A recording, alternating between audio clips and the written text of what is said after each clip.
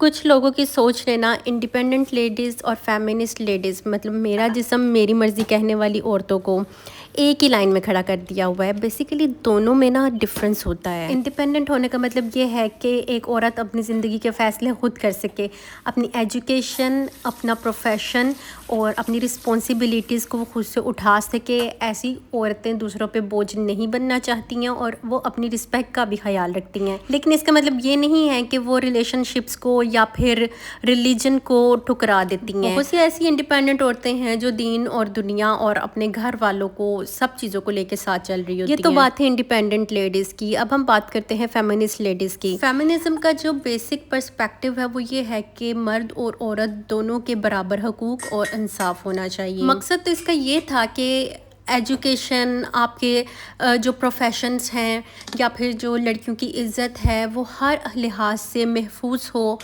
اور جس طرح آدمیوں کو پریفر کیا جاتا ہے ہر فیلڈ میں، اسی طرح عورتوں کو بھی پریفر کیا جائے۔ لیکن جب سے یہ عورت مارچ آئی ہے نا اور میرا جسم میری مرضی والے نعرے آئے ہیں، فیمنزم جو ہے نا بہت انتہا پسندی اختیار کر گیا ہے۔ فیمنزم سپورٹ کرنے والے لوگوں میں نا آپ کو تہذیب، ثقافت اور مذہب کا نام و نشان تک نظر نہیں آئے گا۔ ایکچولی لوگ نا خاص طور پہ لڑکیاں آزادی چاہتی ہیں۔ آزادی کا مطلب غلط راستے پہ چلنا نہیں ہے۔